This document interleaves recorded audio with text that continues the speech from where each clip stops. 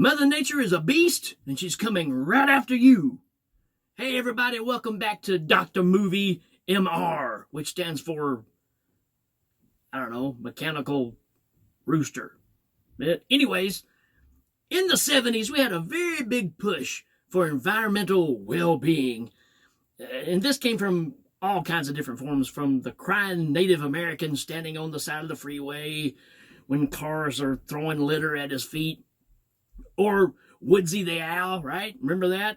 Give a hoot, don't pollute. And then you got Smokey and the Bandit. Smokey the Bear. Yeah, forgot there. But it seemed like every other commercial was a public service announcement to heal the land.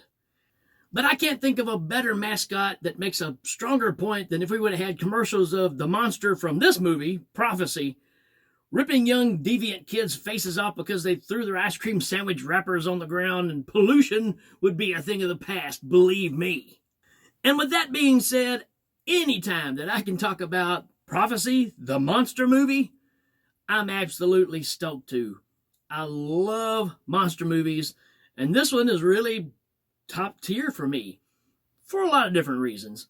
It's also the first scary movie that I actually saw in a theater at the grand age of 9 years old back in 1979, and it absolutely terrified me. Not because of the actual purpose of the story, about nature running amok, but because that the only other monsters that I'd really seen at this point were either your classic Universal monsters or Godzilla or maybe some Ray Harryhausen creations. But this was totally different. So this was more earthy, more grotesque, more real, and way more, dare I say, grisly. Now, this movie starts off with a search team out in the woodlands of Maine, and their bloodhounds are doing the work, and this search team really gets totally demolished by something in the woods. And then we meet Robert, who's an EPA regulator and a doctor, and he's sent out to the woodlands to do an inspection, but he's really there to kind of make peace between the paper mill and the Native Americans who are fighting over the rights of who owns this land. So Rob and his wife, Maggie, who's pregnant, but Robert doesn't know that at this point, is going to Maine. And when they arrive, they're met by the paper mill manager, and he's telling Rob about the search party that's been missing, and he blames the Native Americans for it. And when they're driving them up to their cottage, which is out in the middle of nowhere, they are escorted by the manager of the paper mill, and the trail to the cottage is blocked off by a group of the Native Americans. I mean, they've got a chain across between two trees, and they're like, "No one shall pass." So Rob and Maggie get to see just how hostile the situation is between these groups, which ends with a pretty fantastic chainsaw at somebody's throat. And then Robert steps in and gets everybody to chill a little bit. Then the situation calms back down. But wow, you kind of forget where this movie is going at this point. Now, the next day, Robert is fishing, and he sees a salmon jump out of the water that's the size of a Buick. And while he and his wife are eating the smaller fish that he actually caught for supper, he tells his wife about what he saw. Then, all of a sudden, during this conversation, Rob hears a noise on the front porch, and he goes out, and there's a raccoon laying there who's having a seizure, it looks like, but then it just instantly snaps to, and it comes and attacks Rob and Maggie. So we get this huge fight that ends up with a raccoon being thrown into the fireplace with a paddle off of a boat. And Rob decides to send samples back home to be tested to see what caused the crazy raccoon antics. Which, raccoons are just crazy. That's how they roll. So the next day, the guy that's leading this group of Native Americans is Chief John Hawks. And he wants to show Robert what happened to the land, and says it's also affecting all of their people, and he blames the paper mill. And Rob and Maggie at this point get to meet the oldest tribe member, and he tells them that this land is the Garden of Eden, right? Where everything grows large and man gets everything they need right here. Everything is supplied to them that they would ever need to survive.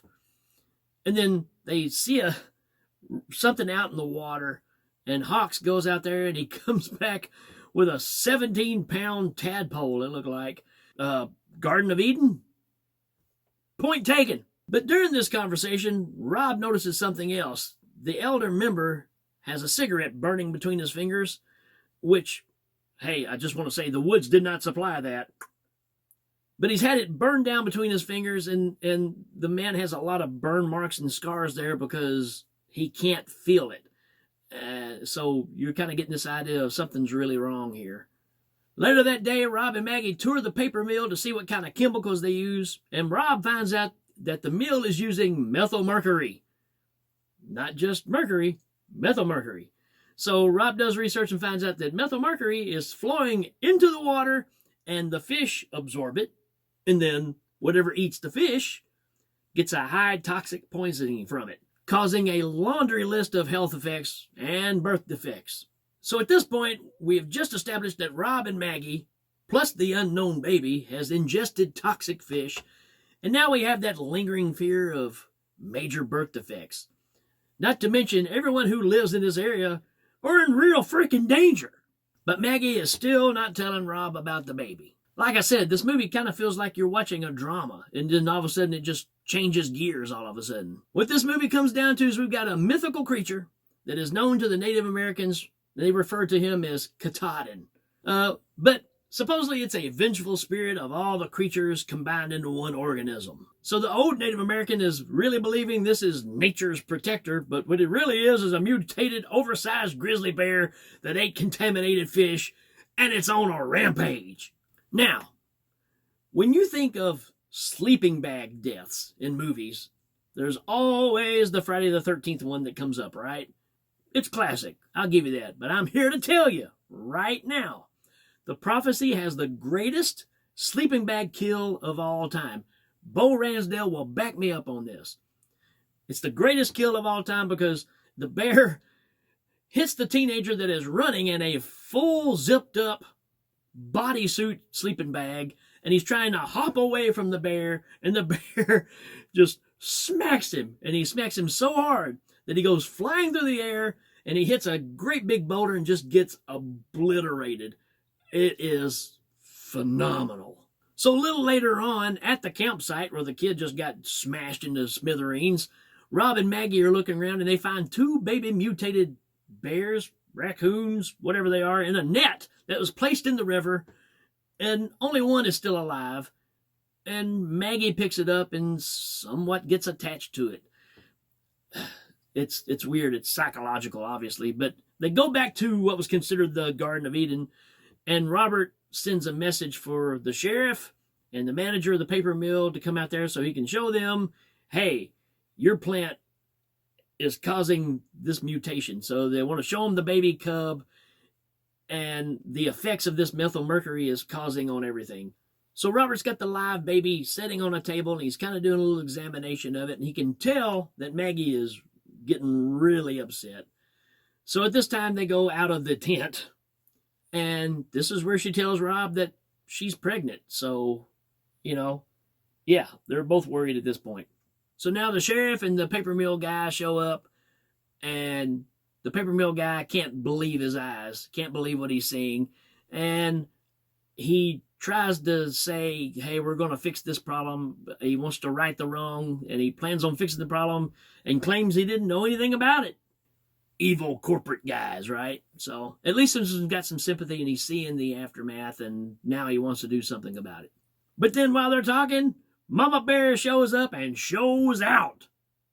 You got bodies flailing all over the place and knocking over barrels of gasoline, starting to burn up stuff.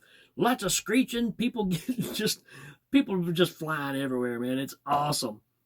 And then the helicopter pilot that took him down to the site earlier is trying to run away from the bear, and it kind of damages his face. And Robert grabs him and pulls him into the tent. And then all of our main characters go underground in this little small tunnel, which is referred to earlier in the movie. So, a little foreshadowing there. And they hide out while the bear is up there just burning everything to the ground. Except for the elder Native American who's sitting there and just admiring the bear's work. Because, it's the protector, the Katahdin. And this scene here, man, there's some great work in this film. Yeah, it's a rubber suit, zip up monster outfit, but some of these shots are fantastic. The fire reflecting in the guy's glasses, I think, is just such a wonderful shot. And then it seems like all the noise calms down, and we're down here in this hole with this group for seems like a long time. It seems like 5 or 10 minutes of runtime. Then it gets quiet, and then the sheriff sticks his head up above the ground, and he comes back down with half of it missing. So they stay down there the rest of the night, and the next morning they decide to go out and go find a Jeep-like vehicle and get out of that area and get some help. And the paper mill manager decides to go solo to a radio tower and try to send for some more help, but you don't quite make it. And then as the team is riding in the Jeep, and they have the helicopter pilot strapped to the top of the Jeep, strapped down in a gurney. Dude can't move. He's just strapped on the top of this vehicle. You don't see a problem with this? I mean, it's pretty crazy. Needless to say, Mama Bear shows up, knocks the Jeep over, and bites dude's head off. And I mean, dude couldn't move. I mean, he's just strapped there waiting for it. This was the first decapitation I had ever seen in a movie, and it still works on me, man. It's a quick edit. It works great. But it was the first time I ever seen somebody's head missing.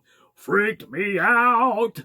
Now the 4 that are left are on foot, and they run to a lake, and they swim across all the way to the other side where there's another cabin.